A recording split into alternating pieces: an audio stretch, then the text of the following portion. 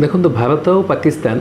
दुईटी पड़ोसी देश 1947 मसीह पाकिस्तान जन्म आम जानी किंतु अर्थनैतिक दृष्टिकोण जो देखा जाए भारतर आकार पाकिस्तान अर्थनीति आकार ठू 10 गुण अधिका माने भारतर जीडीपी जदि ए पाखापाखि 4 ट्रिलियन डॉलर बा 4000 अमेरिकीय डॉलर माने 4000 बिलियन अमेरिकीय डॉलर ताहले पाकिस्तान 375 बिलियन डॉलर हूँ तार जीडीपी रो साइज एवं पर कैपिटा जीडीपी मुंड पिछा जीडीपी जदि देखा जाए ताहले भारतर मुंड पिछा जीडीपी पाखापाखि 3000 डॉलर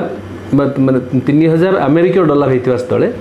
पाकिस्तान रो मुंड पिछा जीडीपी 1500 डॉलर रु कम पाखापाखि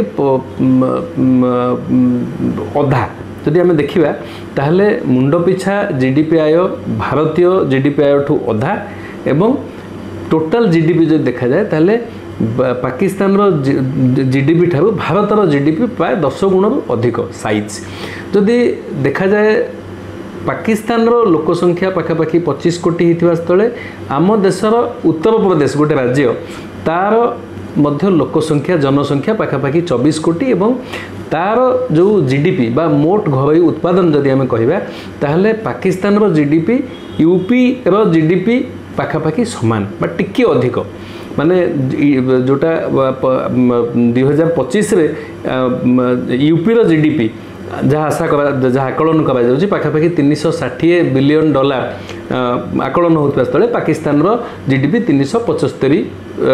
बिलियन डॉलर तेणु जब देखा ताहले साइज दृष्टि जदि आम देखा ताहले भारतर अर्थनीति पाकिस्तान अर्थनीति अनेक गुण बड़।